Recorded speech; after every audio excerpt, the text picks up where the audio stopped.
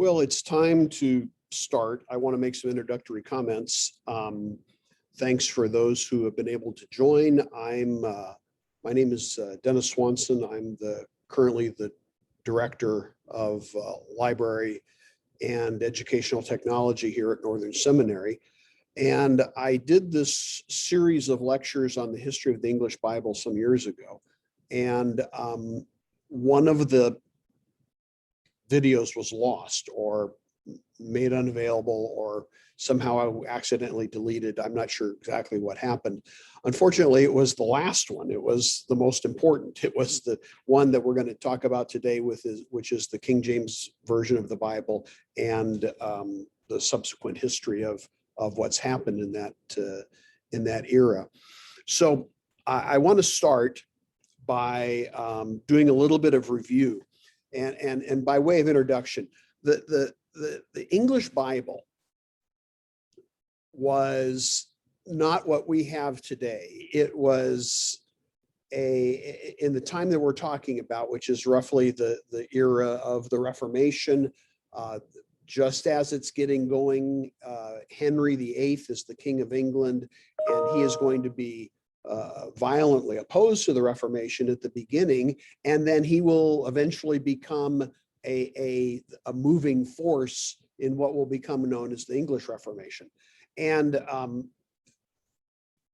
from that time, about 1538 to 1611, when the King James Version of the Bible is printed, there will be 7 English versions of the Bible. And each one is going to build upon the other. Each one is going to make a little bit of a contribution. Some will make significant contributions. Some of them will make hardly any contribution at all, but they are still advancing the cause of the product, which is going to be the King James Version in 1611, which will begin in 1604, actually, and we'll look at that. The Protestant Reformation begins lots of different movements to create the Bible in the vernacular language of their region. Understand, up until this time, up until 1534, there was simply the Bible in Latin. The Latin Vulgate was the Bible. It was what the church had created. It was in many respects viewed to be inspired, as we will see later with the King James, that desire for inspiration will almost transfer to the King James.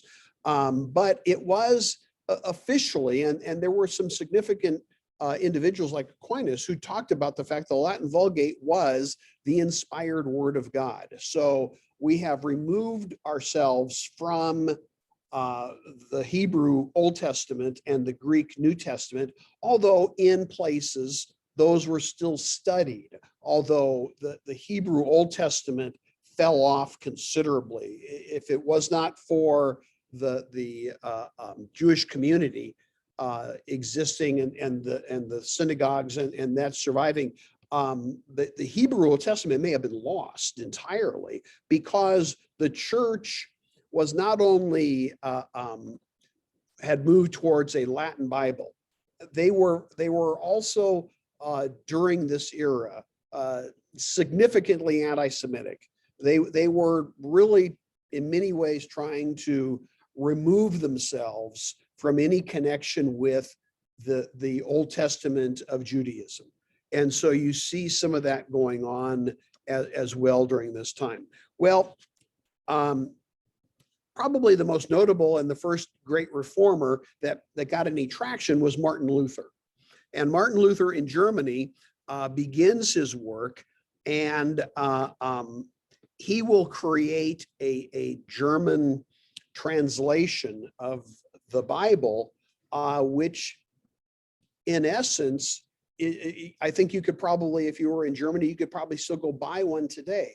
It was the vernacular language Bible used in Germany up until the 1930s. And so it was an important work. Most of the early English editions are going to look to Luther and glean from what he did in German, because again, many of the early English scholars are not going to be conversant in Hebrew. And so they need to go elsewhere to get an Old Testament other than the Latin, which they were all used. The most notable example is Miles Coverdale. Coverdale had limited facility in the Hebrew language, certainly not enough to do translation work, but he was very conversant in German. He was could communicate and read and work in German as well as he could in Latin. And so he was able to take Luther's translation of the Bible and incorporate it into his English works. And Coverdale is going to be involved in 4 of these 7 early editions. Coverdale is going to be involved in 4 of them. But when we talk about the leader of the movement to create an English Bible, or a Bible in the English language, that goes to Tyndale. William Tyndale, who lives from 1494 to 1536. He doesn't live for a very long time. He produced an English version that for the first time translated from the Hebrew and Greek texts, although he made use of the Latin Vulgate. When we talk about Tyndale's Bible, it was really Tyndale's New Testament and a little bit of the Psalms. It was not a complete Bible. So Tyndale, but Tyndale does some important things, and that is some changes in key wordings from the Latin into English. For instance, he translated the word church to congregation, which was a huge change. So they were talking about local congregations, not a church universal. And that was an important, very important aspect of his work. He changed the translation of the word priest to elder. Although in the first edition, he used the word senior. But it continued to be, not the priests at Philippi, but the elders at Philippi, or the elders in Ephesus, or whoever it was being addressed to at that time. So that was a significant ecclesiastical change in what he was presenting in terms of English. Third, he probably the most controversial change, probably the most significant translation change that he made was he took the word that had been translated do penance to repent. And that is enormously significant, not only in terms of theology, it touches everything, but it was a huge change in terms of translating that word, because now what have you done? You've moved from a Christianity which was becoming a works-based entity, in other words, do penance, and Tyndale changed it to repent, an act of the heart, if you will. And so that was, and that's probably the translation. That was probably the part of the translation that got Tyndale in the most trouble. It was the part of the translation that made clear that he was part of the Reformation. It was the part of the translation that caused Henry VIII to ask, is Tyndale a follower of Martin Luther? Is he a Lutheran? And his advisors, who didn't really know where Henry was going or what he was intending, said, well, he must be. And that was enough for Henry then. Henry sent agents looking for Tyndale. Now that we can't go on the whole story of Tyndale, but by this time he's moving from place to place and no one can find him. And the joke was, did Tyndale have a printing press, strapped to the back of a donkey? And so that was going on as well. One other word that he changed the translation of is he changed the translation, that word that was being translated charity, he translated it to love. And again, that's a subtle, but it is an important distinction. There's nothing wrong with charity. Charity is affirmed in the Bible, especially in the New Testament, as a virtue. But charity in certain verses, charity is what? It is a work. It is something you do. And love is more of an internal work of the Spirit, if you will. And so that was one of his important translations. Those were the four things that really got him going. And as a result, Henry's now looking for him. He's searching, he's sending agents all over to, and their instructions are important. Henry's instructions to his agents were to arrest Tyndale and bring him to the king. And that's not going to happen. Tyndale had also written a book, a pamphlet, if you will, called The Practice of Prelates. And in that, he had was critical of Henry's divorces and things like that were going on, and that annoyed Henry even more. But what he wanted Tyndale brought to him, and this is important to understand in the creation of the English Bible. Henry was beginning to break from the Catholic Church, and it was a political break. In other words, he didn't like the idea of a foreign entity having the allegiance of his people. And sometimes it's viewed as Henry was this lustful guy who divorced wives and went to, and that really wasn't it. The biggest thing Henry wanted was a male heir to perpetuate his family line in the nobility, to someone to become king, and that was really the driving force of what was going on there. But it was, and the Pope had refused to annul his marriage to Catherine of Aragon, and everyone kind of points at that and say, well, that was, Henry wasn't getting his way, and he throws a tantrum and he breaks with the church. Well, it was much more than that. It was really this idea that the England was a nation. It was not the empire yet that it was going to become, but under Henry, it was beginning to move in that direction, just like the English Bible was beginning to move in that direction. When Henry became king, for instance, he inherited a British Navy of 8 ships, none of which were considered, frontline warships of the time. When he dies, there are over 80 ships in the Navy, and things were going to be moving forward. The colonies of the United States didn't exist yet. They were beginning to move in that direction, and so that's going to come along. So Tyndale's translation was important, and it's really the start, and it's in many ways just going to continue under different names, as we'll see.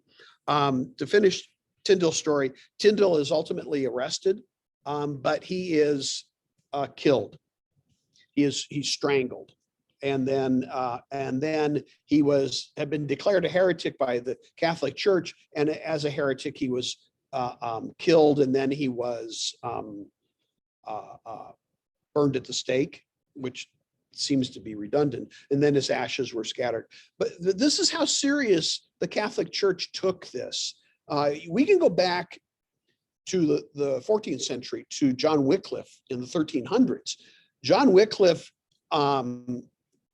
produced an English Bible. Well, he oversaw the production of an English Bible. Whether or not he did the actual work in every case, that's debatable. It was not the whole Bible.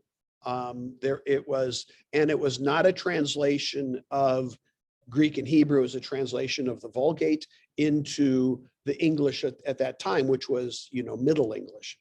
And but a church council about 50 years after Wycliffe had died, this church council declared Wycliffe to be a heretic. Not that Wycliffe minded, what did he care? He'd been dead for 50 years. But what that meant in reality was this: when that declaration was made, officials of the church went to where Tyndale was buried, or were not Tyndale, but where Wycliffe had been buried, dug him up, took the remains, attached it to a wooden stake, and he was burned at the stake. His remains were burned at the stake, as you would do any heretic. And then his ashes were scattered to the sea as kind of symbolic of dissolution of this individual and his perpetual punishment as a heretic. Well, that's what they did with Tyndale as well, except they did it rather immediately. And Henry was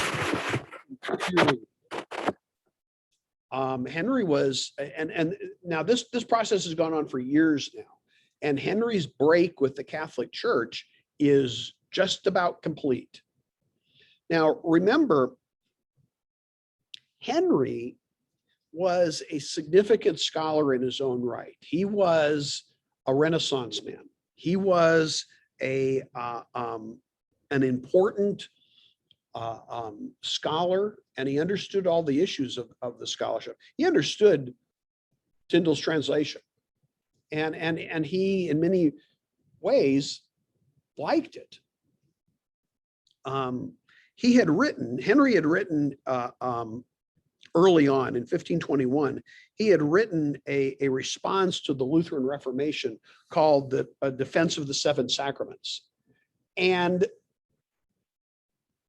as a written work, as a piece of scholarship, interacting with Luther, interacting with the German Reformation and the theology and the practical outworkings of all of that,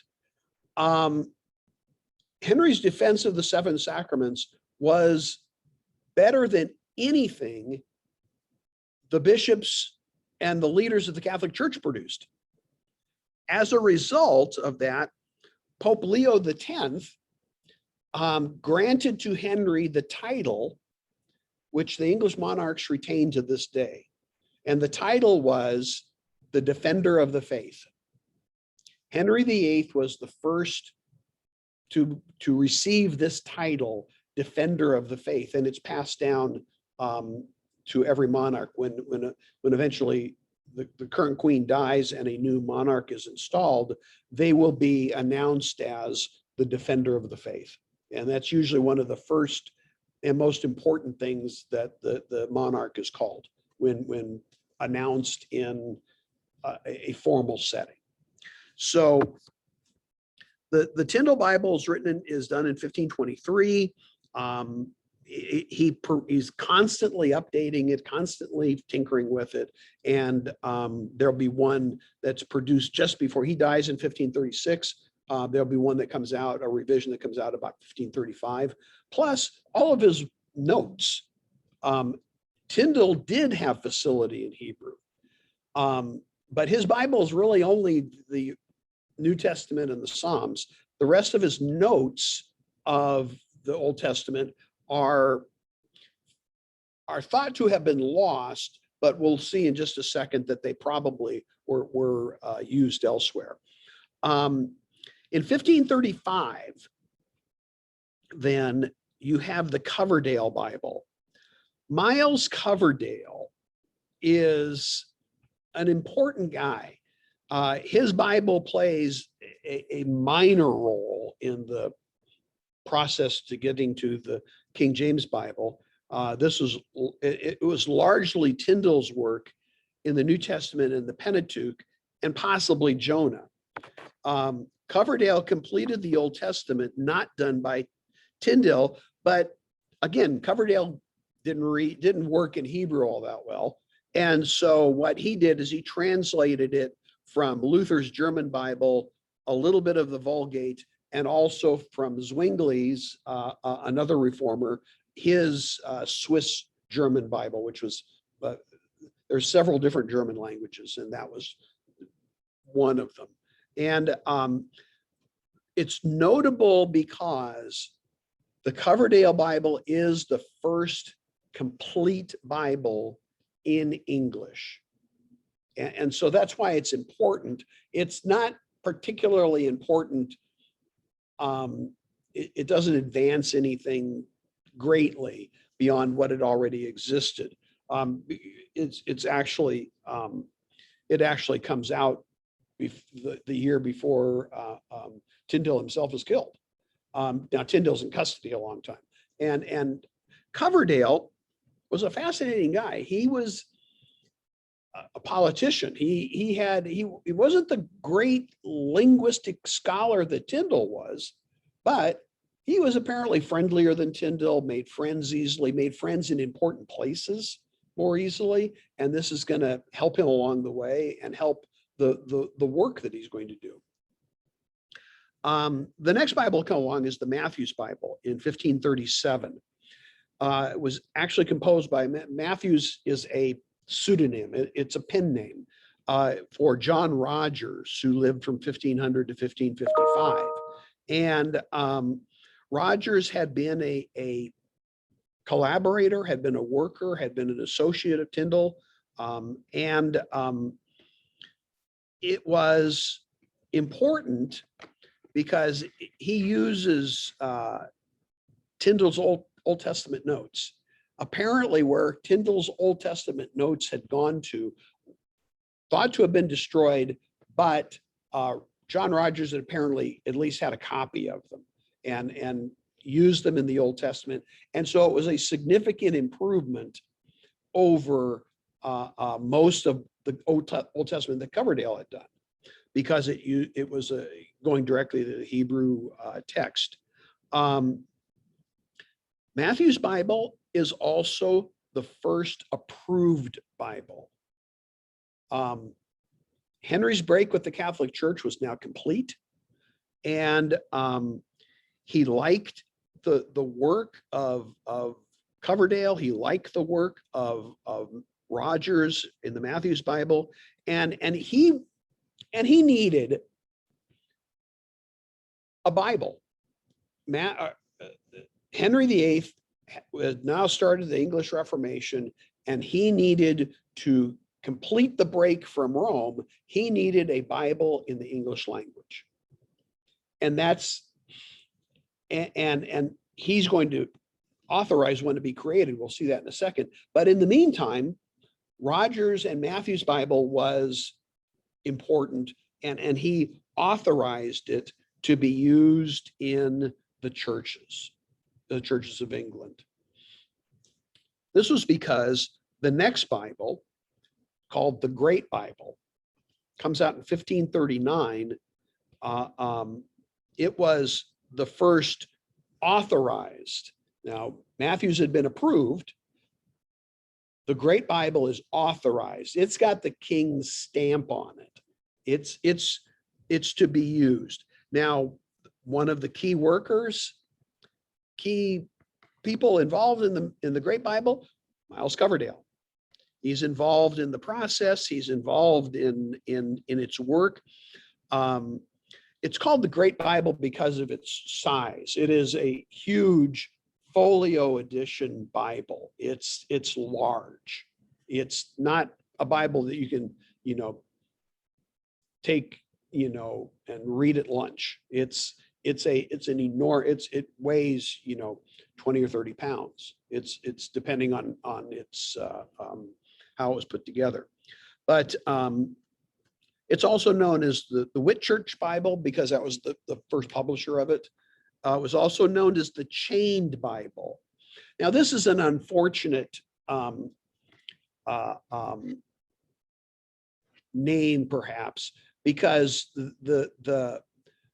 some people have mistakenly taken this as to mean that the Great Bible, the Chained Bible, was being chained and kept away from the people. That really wasn't the case. The case was Bibles were really, really expensive. This was an important piece of material in the church service, and it wasn't like you took it home. The pastor of the church didn't take the Bible home with him at the end of the day. It stayed in the church, and to keep it safe, to keep it from being stolen, frankly, chains were created, and they were chained to the podium where the reading would be done from. And so it's not it's not a good nickname in that it's true they were chained. They were not chained to keep them away from people. They were chained to keep them safe. There were although Henry authorized it, something began to happen. I mean, that annoyed him. And it was the fact that verses from his Bible, from the Great Bible, were being used in popular songs of the day, in what would be called then tavern songs. And this is another part of Henry that's not well understood. Henry was a pious individual. When it came to protecting the church and protecting the services and the dignity of the church, Henry was a defender of the faith. And the fact that people were writing songs and adding verses and phrases out of his Bible and putting them in his song. For instance, I mean, a good example of this would be how does this work? There was a very popular song in the 60s by a group called The Byrds, and it was called Turn, Turn, Turn. And it was basically a lot of the wording comes out of the book of Ecclesiastes. And it was a popular song. It was a nice song. There wasn't anything wrong with that song. But the same sort of thing was happening, maybe not as nice in Henry's day. And this made him nuts. This just made him crazy. And he began to put some restrictions on who could use the Bible and for what purposes. And so the Great Bible was not as well used as it could have been. Its lifespan tended to be a little short, and there were some problems with it. We'll see, but the Great Bible was very strong in the New Testament, very good New Testament, and it was even in the Old Testament, it was very lyrical, especially the Psalms. Remember, in those days, even today, in some churches, the Psalms are sung. And that would become important. It's going to become important a little bit later in this discussion, but they were sung, they were viewed as something to be, it was the hymn book of the church. You didn't have hymns other than singing the Psalms. And so that was important. And in that part of the Old Testament, the Great Bible was done very well. It was lyrical, it was metrical. It was designed in a way that the words could be sung. That wasn't going to be the case moving forward.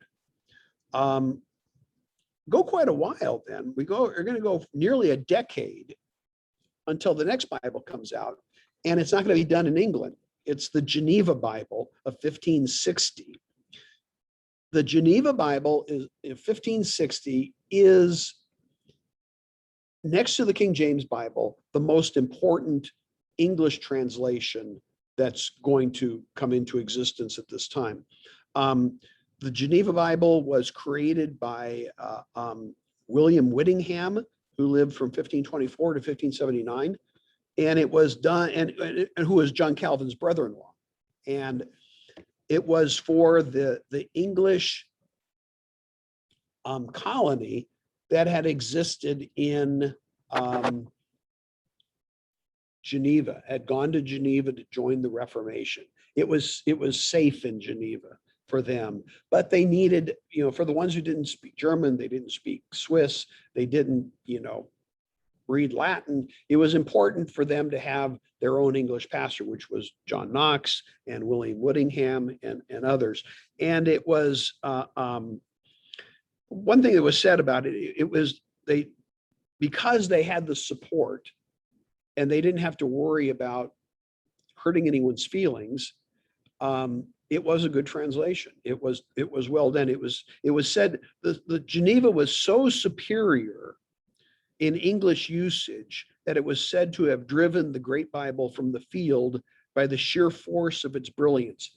Now, this is important, and this is a neglected aspect of English translations at this time, because not only are the politics changing, but the English language is changing. Tyndale's New Testament essentially is produced in what we might call late Middle English. And that's going to be kind of continue. Elizabeth is going to come. We have what was known as Elizabethan English. And also then a kind of which is sort of an early modern English had appeared. Elizabethan English was kind of a movement backwards a little bit. It was wordy. It was everything that we're taught now in translation you ought not to do. It was used 5 words when one would do. But the English language was changing. And the English language in Geneva was the language of the marketplace. It was the language that people actually used.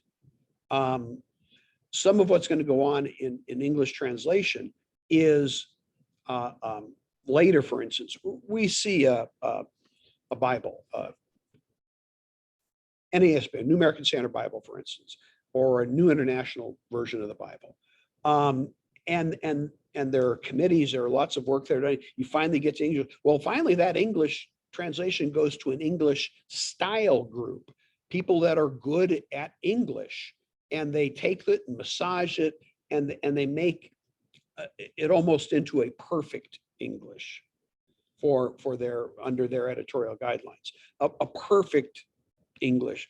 In other words, an English that people can read. They can read it. They can understand it. Nobody speaks that way. Nobody speaks in a perfect English. It's like when you were taught to write in school. You had the chalk and the little thing on the chalkboard. You go up and it had a list of letters, and you tried to copy those letters and write. Well, those were perfect letters. Nobody writes that way. I'm show you some of my notes here, and one, you might not be able to read them, although they are in English. They're in my English, but that's kind of what happens is happening right now. So the Geneva Bible is leaps and bounds ahead of everything up to the King James Bible because of the English that existed in Geneva, the freedom they had to do their work and not really care about kings and popes and bishops and anything else. They just really had to keep, John Calvin happy. John Calvin was the de facto leader. He was what one person called, a monarch without a title.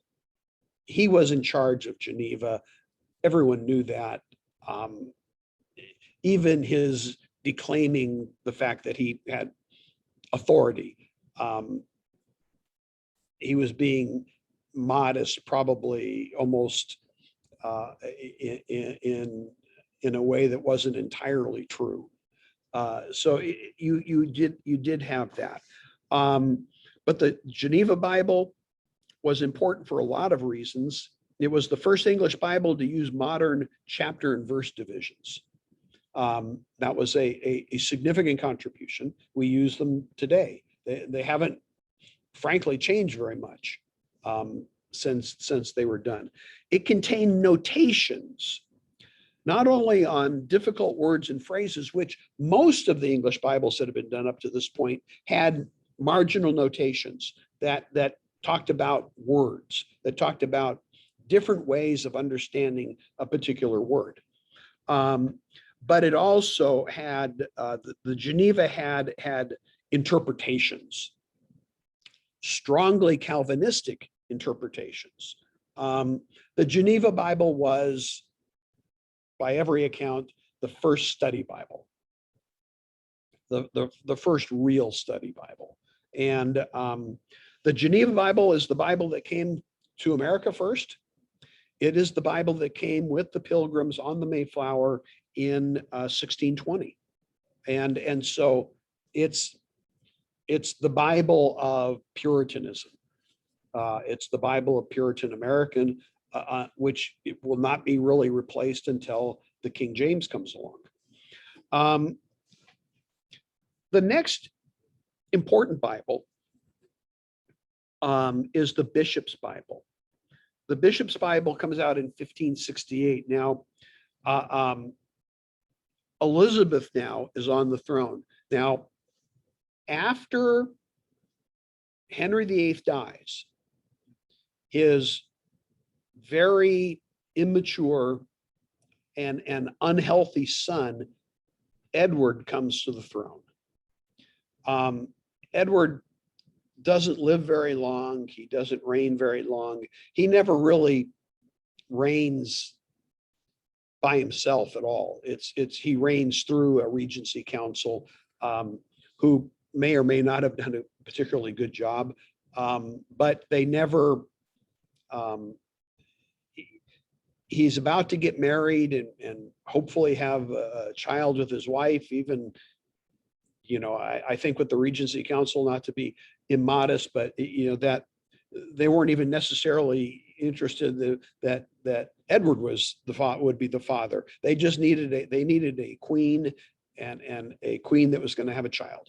And the study of genetics wouldn't have precluded someone else from fathering a child with the lady. But unfortunately, he died. And his sister, Mary, comes to the throne. Now, Mary is called Bloody Mary. Mary is Catholic. She is a full daughter of Henry VIII, which is why she comes to the throne. But she is everything he is not in relation to the church. Mary tried by force to bring Catholicism back to the forefront. She is married to Philip, who's the King of Spain, which is probably her undoing politically, because England was now used to being its own country. They had gotten independence. They were independent from the Pope and from all of the intrigues of the continent. And they were rivals of the Spanish, who were building their empire at that time. And it was about to, and would ultimately be undone by the British and naval battle. And fortunately, Mary doesn't live all that long. She lives long enough to kill a lot of people, but a lot of people are exiled. A lot of people move to the continent. One of the fortunate ones was our friend Coverdale. Miles Coverdale one of the friends he'd made along the way was his brother-in-law was the chaplain to the King of Denmark. And you have to understand, at this time in history, Denmark was a significant European power, a significant naval and military presence. And it was when the King of Denmark sent a request to Mary that Miles Coverdale be allowed to go into exile in Denmark, that was something that Mary couldn't, refuse to do. The last thing she needed was, or her husband Philip for that instance, the last thing they needed was a war with Denmark. And high-handedly killing this Miles Coverdale, who was a bookworm, who was a nice guy, scholar. He wasn't somebody to be feared.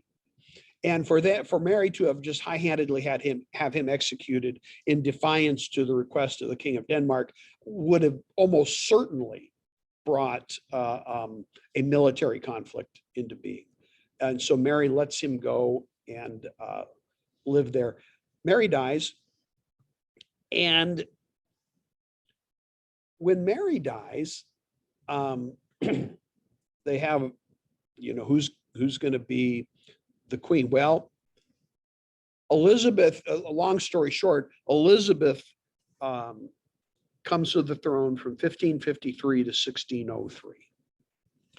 And Elizabeth is also a daughter of Henry VIII.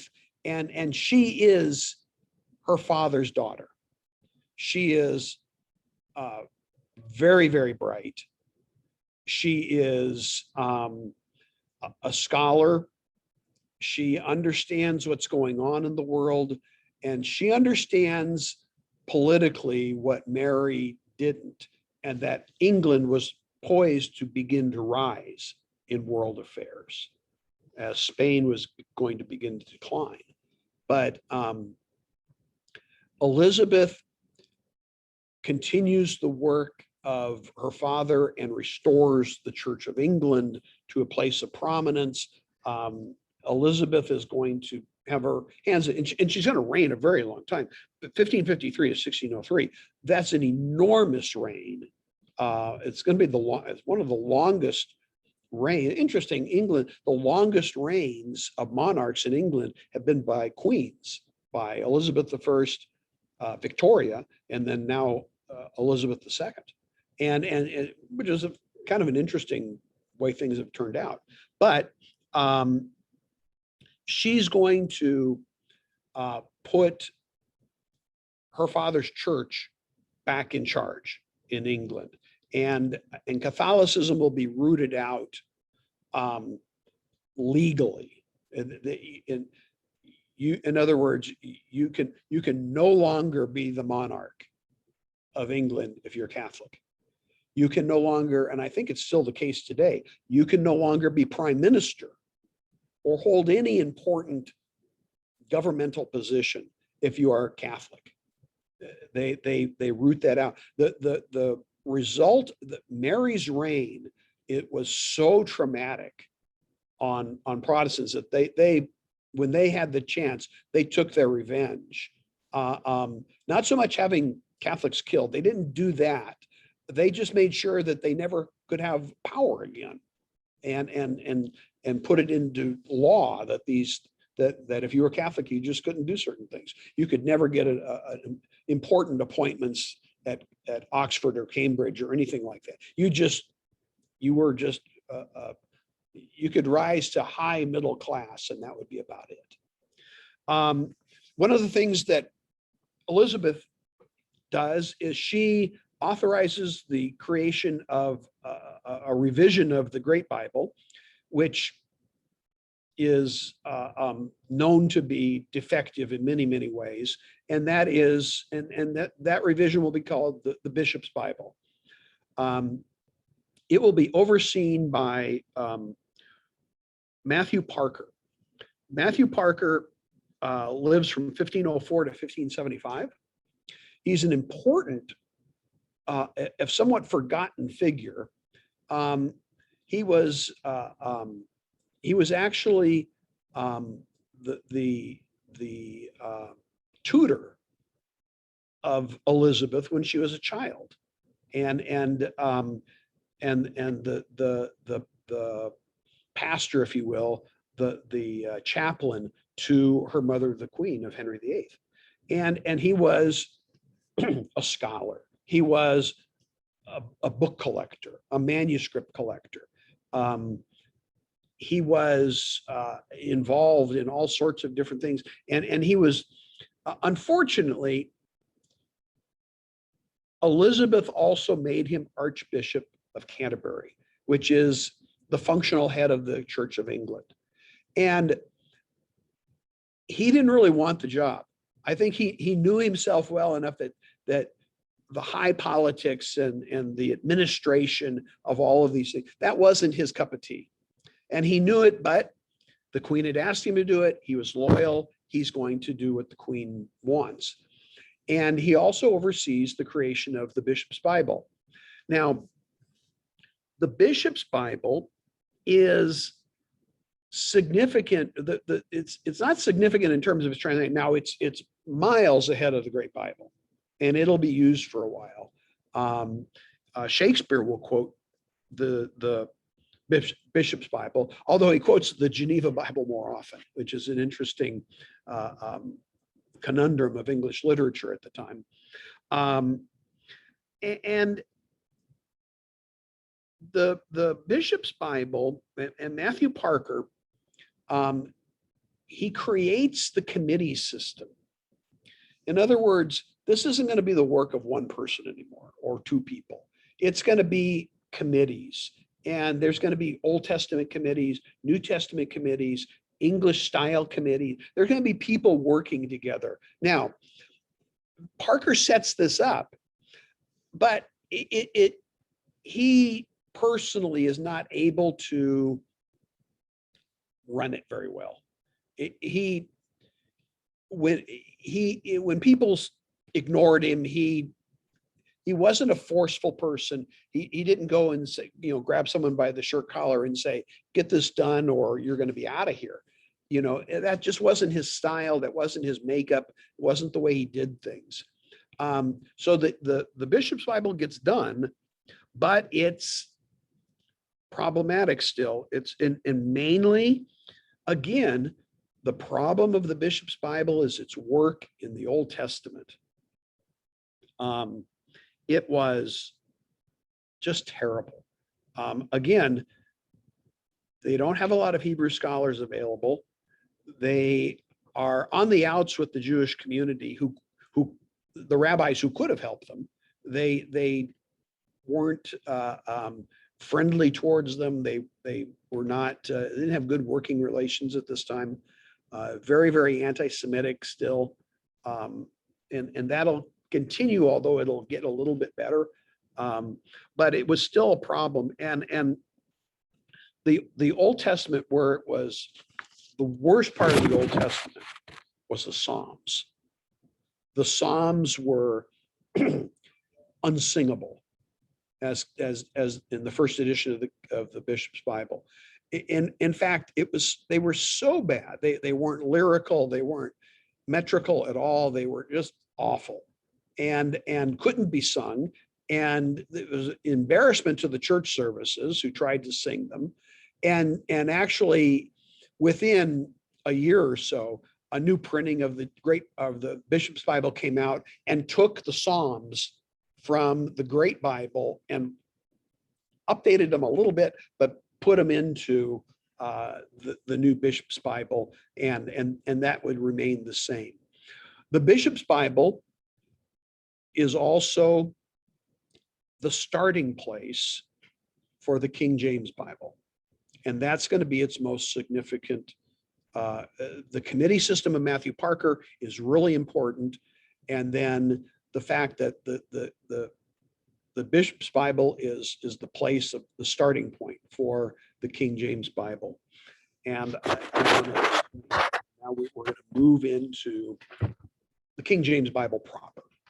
the history of it, how it works and how it gets going. Excuse me.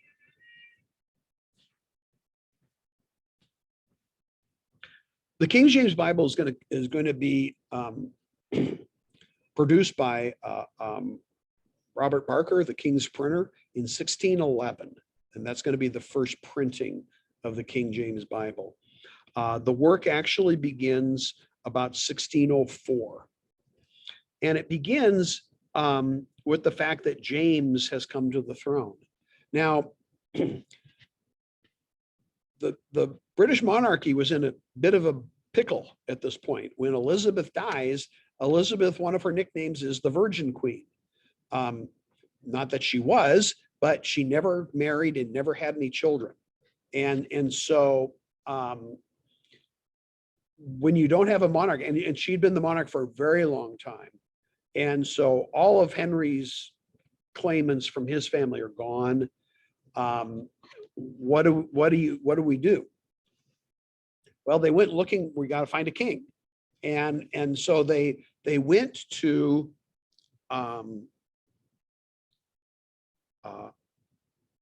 Ireland or Scotland, I'm sorry.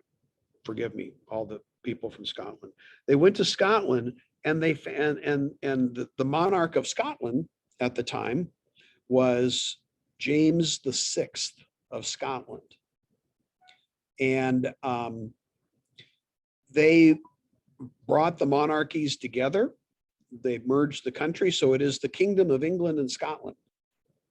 And James VI of Scotland will become James I of England, or what is emerging as Great Britain. And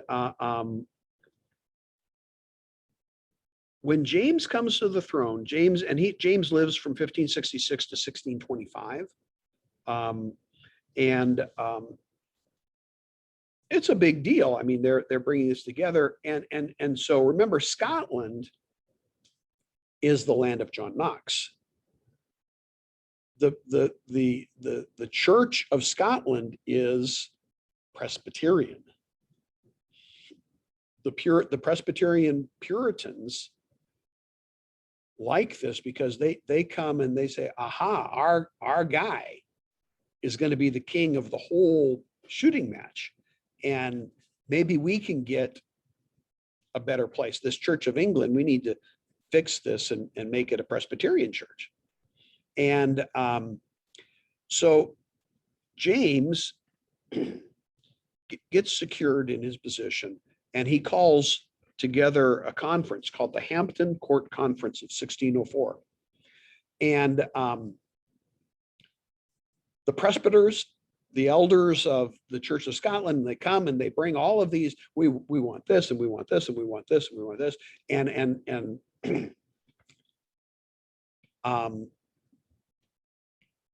James offers a very sage statement. He understood what was going on. And although he had been the monarch of Scotland, he knew his monarchy was tenuous at best. And he said this when the what was called the millenary petition was brought. And he says this: no bishop, no monarch.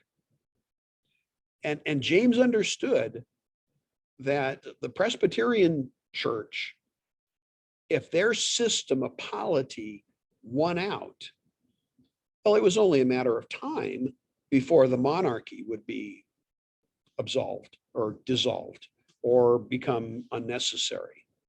And so the Puritans, who had these high hopes at the Hampton Court Conference and brought all these requests and wanted to do all of these things, and they got zero.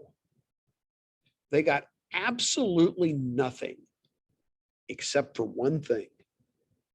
They got James to authorize an update of the Bishop's Bible. And James approved that. He said, yep, we should do that. And so he sets in motion the gears that are going to become the King James Bible. Now, the King James Bible is really supposed to be a revision. In fact, that's their charter. The charter of the various committees that we'll talk about that are put together to create what will become the King James Bible. Their main instruction was update and revise where necessary the bishop's Bible. And in fact, James, at not an inconsiderable amount of expense, had produced 40 loose leaf copies of the bishop's Bible for the various committees to work with and refer to in their revision. Well, it's hard to explain, but the committees quickly realized there was no revising the bishop's Bible. It wasn't fixable. They just needed to start over. They decided we just need to start over. In fact, only one of these loosely bishop's Bible that were used by the committees still even exists. It's in the Bodleian Library at Oxford, and probably the reason only one still exists because they weren't used. They were put in the corner over in the pile of stuff and probably just gotten rid of because no one thought they were important. A parallel that's going to go on 100 years later, or almost 200 years later, is in America. In America, you have the Revolutionary War and the 13 colonies, and they win their independence from England. We all know that. We've studied that. Most of us live in the United States. We know the history of it. One of the pieces of history that you may have forgotten was that the Constitution that we have now was not the first Constitution. There was another Constitution when right after the Revolutionary War, the United States of America comes into existence, and the Constitution is called the Articles of the Confederation. Well, the Articles of the Confederation are awful. They're in force. They don't allow for a president. They allow for a very weak federal government, too weak, too ineffectual. In other words, nothing substantial could be done unless the states all agreed to do it. And you can't run a country that way. And they were beginning to discover that because you had states going to war with each other. You had skirmishes. It was really 13 separate entities pretending to be one. Well, all of the leaders realized that we have to do something, or we're quickly becoming the laughing stock of the world. We got our independence from England, and many people and some historians and some, frankly, it's probably true, that the colonies didn't win as much as England got tired of fighting. It was the Revolutionary War had become very unpopular in England. They were viewed as Englishmen fighting Englishmen, and the pressure was, and so England agreed to their independence, understanding that probably they'd fail. They probably had some inkling of what was going to go on. They could see the Articles of Confederation and knew from longer experience that this isn't going to work. And it was a model England had. Canada would become, Australia, New Zealand, all recognized the monarchy, which held them together, but still were allowed, but they were still in the British Empire, but they were kind of semi-independent. And that's what kind of they started with in the United States. Well, it wasn't working. It was failing. It was And so a constitutional convention was called. And to revise, this was the charter of the Constitutional Convention, the mandate from all of them, from the 13 colonies, the 13 states now, that the one thing they could all agree on was, okay, you need to revise and update the Articles of the Confederation. Now, not everybody was happy with this. Patrick Henry, famous orator of the Revolution from Virginia, he refused to attend the convention. And he famously said, "I smell a rat." And same thing happened. They got to Philadelphia for the Constitutional Convention. They looked at the Articles of Confederation for 10 or 15 seconds, realized there was no revising this. It was completely bankrupt. There was no place to, it didn't need just a tweak here.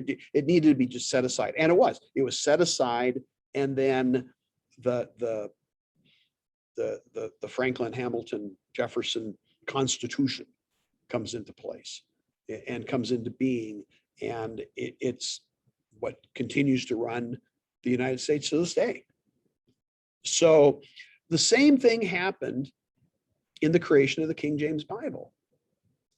It was, they couldn't do what they were asked to do. They realized it was an impossible task. There was no fixing the bishop's Bible. Just get rid of it, start over, and come up with something. Now, they had the advantage of the king, who was somewhat hands-off on this. He wanted this problem to go away. And so he didn't insist a great deal on the revision part of it. They kind of went away pretty quickly. And but they had a couple other things going for them. They had Richard Bancroft, who was now the Archbishop of Canterbury. He would be from, he wouldn't make it. He was 1544 to 1610. And he's in favor of it. He gets going, although he doesn't live to see the final product.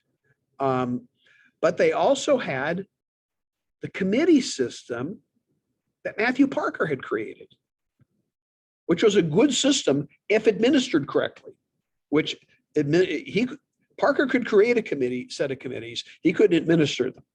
And so he did. He established they established 6 committees.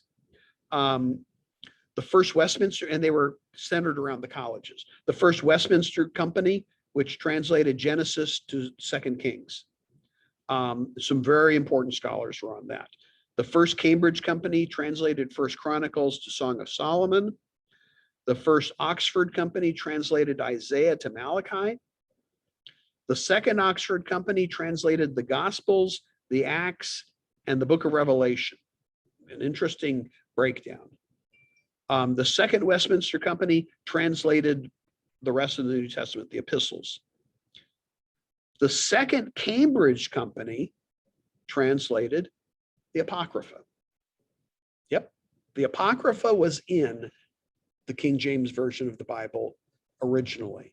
The Apocrypha, even with the English Reformation, even with the rest of the Reformation, the Apocrypha still carries on in English, more in the English Reformation than the others, but it is still a part of the Bible. It is still, it's still preached from, it's still used. And so it is included in the work of the King James translators. And these were not, and Richard Bancroft himself is a member of this group. So you have the Archbishop of Canterbury, the leader of the church, really the guy who's making all these committees, making it work. He's in charge of on the committee that's translating the Apocrypha. That's the importance that was held to. So all that there were 15 specific rules for the King James translators. And I want to just read them real quickly to you.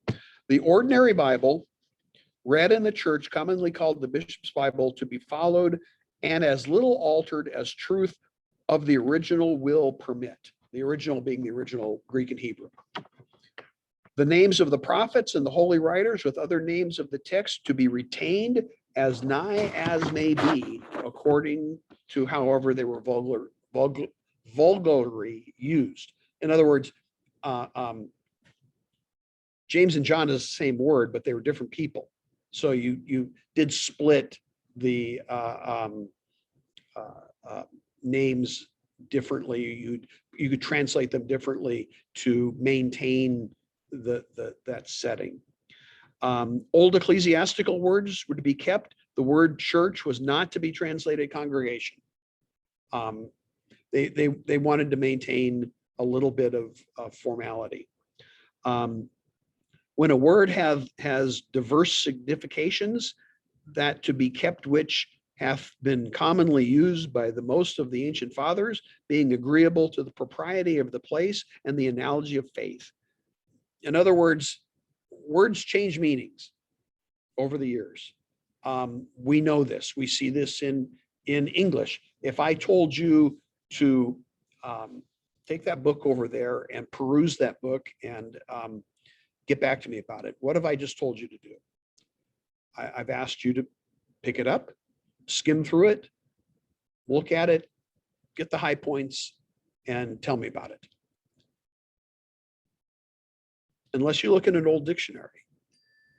Because in an older dictionary, the word peruse means to read intently, to read carefully, to read diligently, and not miss a thing. So you have a word in English which in the evolution of the language means exactly the opposite of what it originally meant. And both meanings will still pop up in your dictionaries. You can look up in a good dictionary and you'll see the older words or what they call the archaic usage, but it's still you run into that, and now English has become fairly stable. We are now in the era of modern English, and it's the spelling is going to be unified and coordinated. And in the past, spelling didn't mean a thing. I mean, there's lots of different things that were spelled words that were spelled various ways depending on who was doing it, how it sounded on their ear. So you have that. Divisions and the divisions of the chapters to be altered either not at all or as little as may be if necessity so requires. In other words, we don't want you fooling around with the chapter and verse divisions unless it's obvious that it needs to be fixed. And there were a few places where that was necessary. No marginal notes to be at all to be affixed, but only for the explanation of Hebrew or Greek words, which cannot without some circumlocution so briefly and fitly expressed in the text. In other words, a few words to explain a word, and that was fine. Such quotations of places to be marginally set down shall serve as a fit reference of one scripture to another. In other words, if you ran into a place location or a name or something that is referred to in another passage of scripture, you could make a notation to point people from one place to another. And that was okay. Every particular man of each company to take the same chapter or chapters, and having translated or amended them severally by himself, where he thinketh good, all to meet together to confer on what they've done and agree for their parts on where they're going to stand. So it's not the work of one person, even in the one person in the committee. It's everybody is doing the whole thing, and then you come together and you come up with a final approved product. If the company can't agree, they have a way of handling that. When any place or special obscurity is doubted of, letters may be directed by authority and to send to any learned man in the land for his judgments of such a place. In other words, the geography of the Old and New Testament was, we're still studying it today. I used to teach a course in both of those. And by this time, the place name didn't mean anything. In other words, it wasn't on a map anymore. There weren't updated maps. And so a place name just in the text may not mean anything. And so this just allowed the committee to get outside consulting help on areas of geography that were not necessarily clear. And then they could, these individuals could inform the translators. And in other words, you wouldn't use a word that was in the Greek or the Hebrew just because it was in the Greek or the Hebrew. You might use the modern name if the name had changed and it was well known, or you might put in a notation of the new name and say it used to be this, but now everyone knows it's this. And they would go. The directors of each company were to be the deans of Westminster, Chester for that place, and the king's professors in Hebrew and Greek of either university, by which they meant Cambridge or Oxford. The translations to be used when they agree better with the text than the Bishop's Bible, Tyndale's, Matthew's, Coverdale, Whitchurch's, or Geneva. And so they realized that there were good parts in all of these other English translations, and they were going to also try not to offend anybody who liked them, and say, we're going to consult them as well. But now, frankly, a couple of them weren't consulted at all, and never were meant to be, but this is a nice thing to say. Besides the directors, 3 or 4 of the most ancient and grave divines in either of the universities not employed in translating, to be assigned by the vice chancellor upon conference with the rest of the heads, the overseers, or the translators of Hebrew and Greek for the better observation. In other words, if there was language scholars who weren't involved or weren't on one of the committees, then you could consult them and get their input as well. This helped for not having hurt feelings, because if you weren't you might have been somebody who was just not included on one of the committees, and they weren't large, because they were 5 or 6 people each. And so they would do that. The final product would be recognized as one of the finest achievements in the English language. The fascinating feature, an interesting feature, is that the King James Bible is largely identical to the work of William Tyndale. If you update William Tyndale's English, it's virtually identical. So Tyndale is important, and that they not only these modern translators come to the same readings as Tyndale, they realize that Tyndale got them right a lot more often than not, and they relied on his work quite a bit. It would take about 50 years, well past the life of James, for the English Bible or the King James Bible to gain superiority. It's interesting that there was a series of printing. Remember, we told you the Geneva Bible goes out of print during this time, and there were several editions of the King James Bible produced in 1679 through 1715. That there was an edition produced with the Geneva Notes, but it was never popular. Frankly, after the energy of Puritanism, I guess you could say, had been misspent by Oliver Cromwell and the Republic. And once that had been overthrown, it was never viewed by with favor by the ruling class. But once that was gone, the energy of Puritanism as a force, as a dynamic force in society, Puritanism was dying in England. And after 1715, the notes weren't, no more editions with the Geneva Notes were produced. Now, I think there have been some modern attempts at putting them together, but it hasn't happened. It doesn't sell. They're not important. People go just get a Geneva, a printing of a Geneva Bible instead. The King James Bible would go through several revisions. The last one was in 1769. So if you're using a King James Bible today, one that you picked up at the store or one that's in your church, it's undoubtedly a 1769 edition, which is important because it undercuts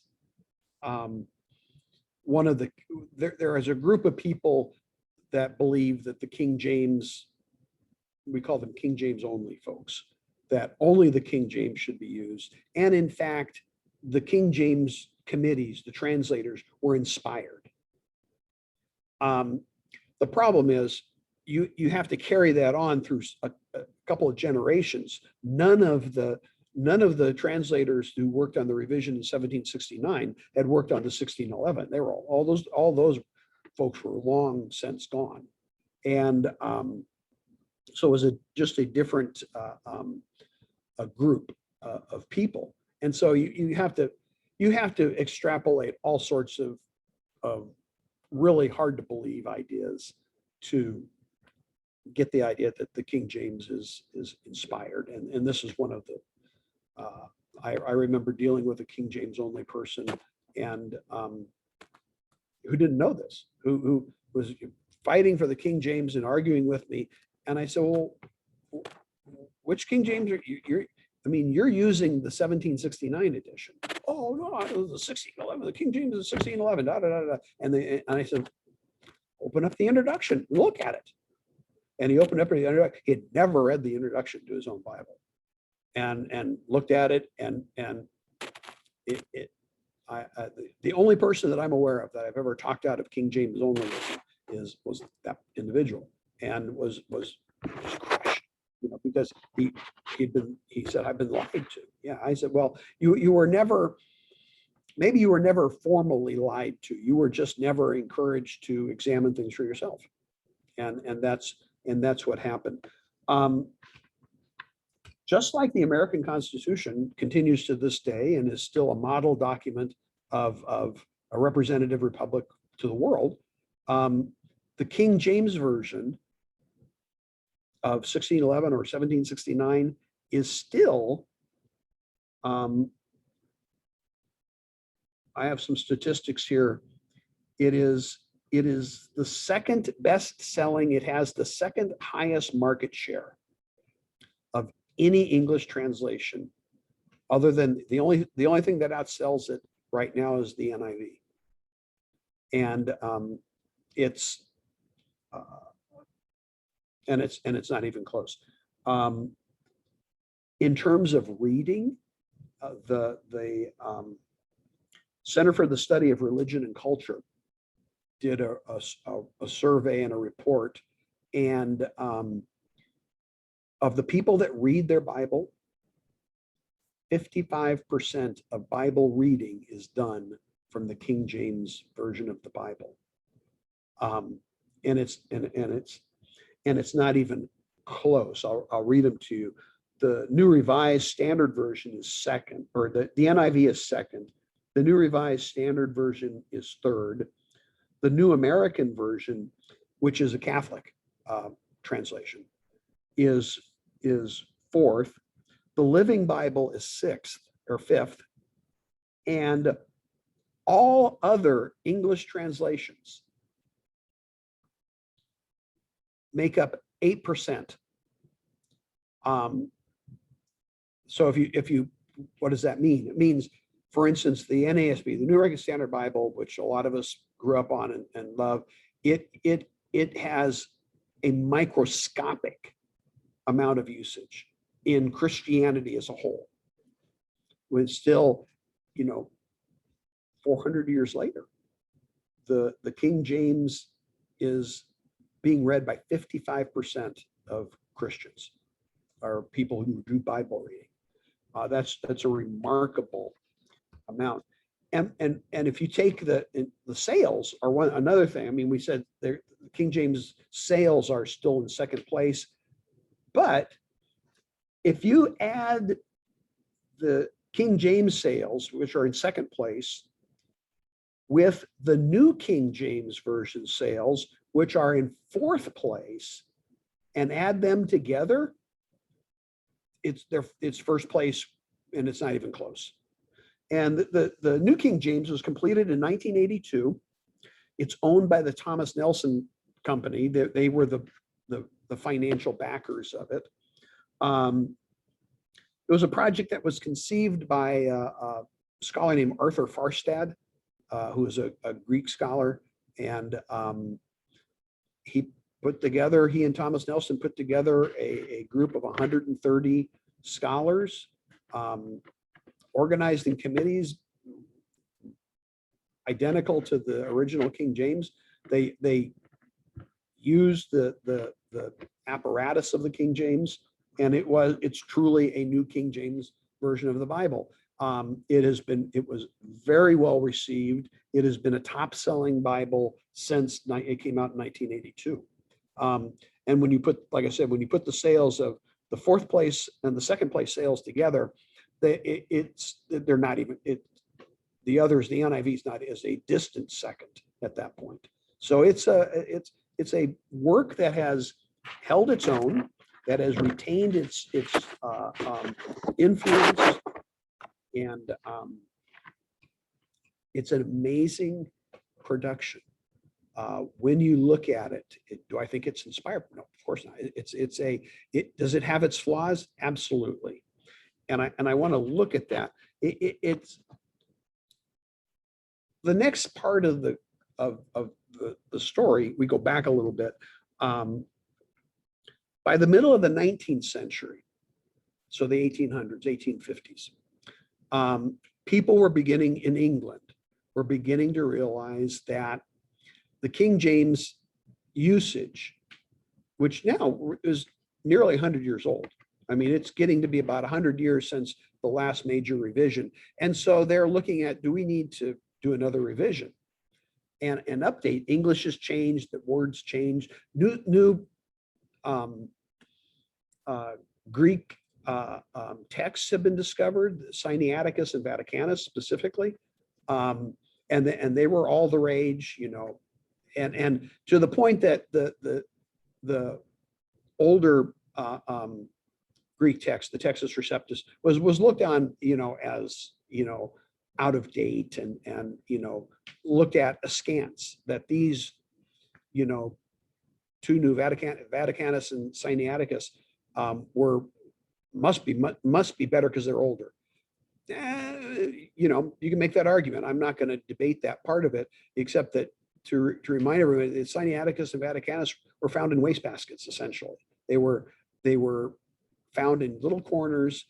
There was no particular indication that they were widely used, and they were discarded, and the TR was produced and gone along. But it was clear that the King James Bible was, by the middle 1800s, was beginning to show its age in terms of English language. And Charles Spurgeon said this, talking about the impetus for a new translation and new work.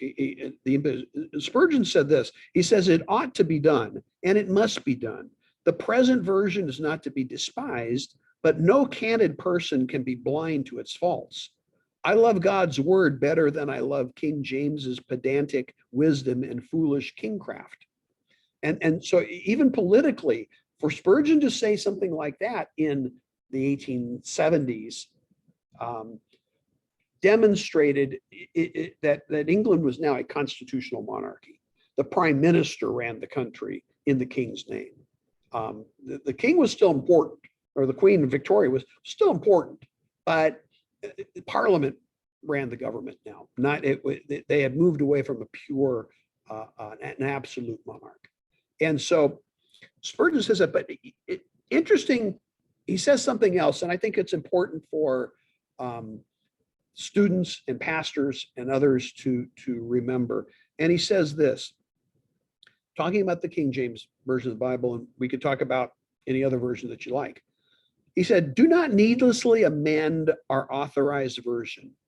It is faulty in many places, but it is still a grand work, taking it all in all. And it is unwise to be making every old lady distrust the only Bible she can get, or what is more likely, mistrust you for falling out with her cherished treasure. Correct it where correction must be made for truth's sake, but never for the vainglorious display of your own critical ability." And I think that's well said.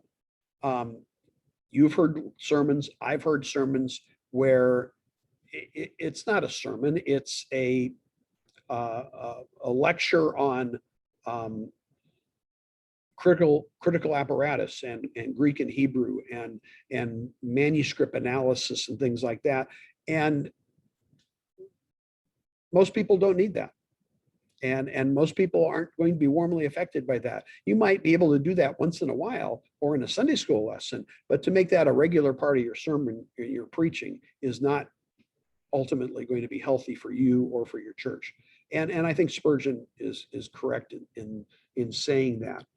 And what would happen in England is there would be a revision, a committee, and it would be called, it would start in 1870, it would come out in 1885, and it was called the Revised Version.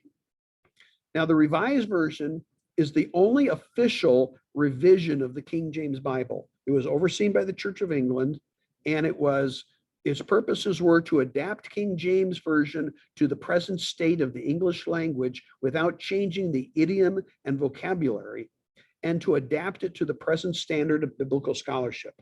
So those are good objectives, good goals. That was, and that was something agreed upon that needed to be done. The leading scholars on the revision committee were B.F. Westcott. These are names that you'll probably recognize. Fenton John Anthony Hort, J.B. Lightfoot were the leaders. There was one of the school deans that was against this project, and his name was John William Bergen, Dean of Chichester from 1813 to 1888. And actually he's a kind of the patron saint of King James onlyism. He was not King James only himself. He was just not enamored of the process that they were going to use to revise and update the King James. And while it was initially a commercial success, because it had the Archbishop of Canterbury, it had the Queen, it had the leaders behind it. The leaders wanted this to succeed. The problem with the Revised Version was not its Greek and Hebrew. It was English. Horton Westcott and Lightfoot and Scrivener, Henry Ambrose Scrivener, who was involved. These were brilliant linguists, brilliant Greek scholars primarily, excellent Hebrew scholars, the people that they used. These were people who knew the original languages. What they didn't know as well was English. And Spurgeon said this when he reviewed the Revised Version. He said it was strong in Greek, but weak in English. And it is. It doesn't read well. It's clunky. It doesn't flow like you want English prose to flow. and so you have that as well. It doesn't, you can have an accurate word for word translation of the Greek and Hebrew, but there is still the process of putting it into the language that you're trying to put it into, in this case, English. And having people who, in other words, Westcott and Hort could probably write better Latin and Greek than they could English. If they remember, these are schools where the commencement addresses are still given in Latin, and so you needed to understand, and they were probably better at it. That's what they thought in. That was the languages of scholarship. They didn't speak the English of the marketplace. They probably never went to the marketplace. I mean, at a certain level. But those were the important things going on with the King James. And then, as I said, there was in 1901 there was an American revised edition, or the ASV.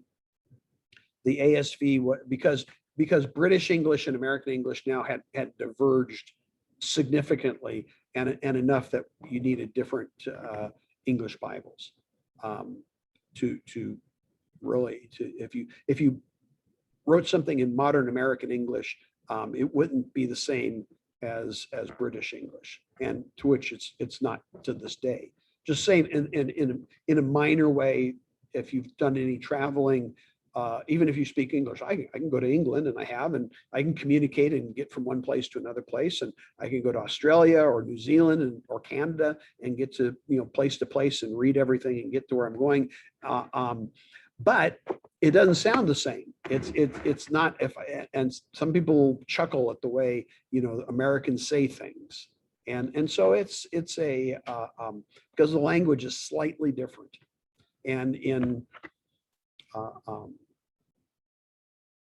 any number of years, it's just going to continue to get different.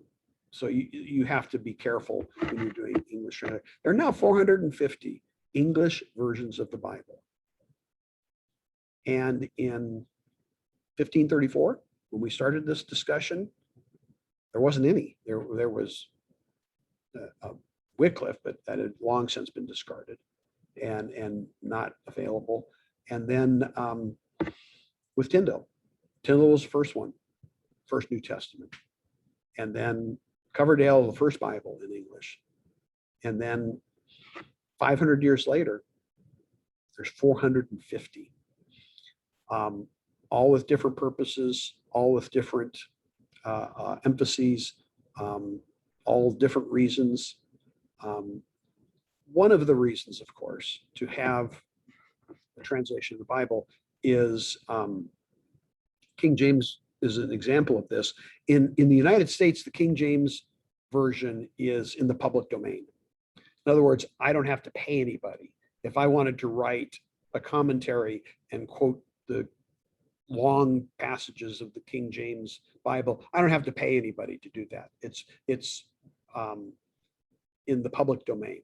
Now in England, it is practically in the public domain, but technically you still have to get permission from the monarch to use significant portions, because they call domain, they call the letters patent in England, and the copyright rules still apply, although generally understood that if you go to the trouble of formally requesting it, a lot of times it's simply to get an official piece of stationery back from the palace with the stamp on it that says you can.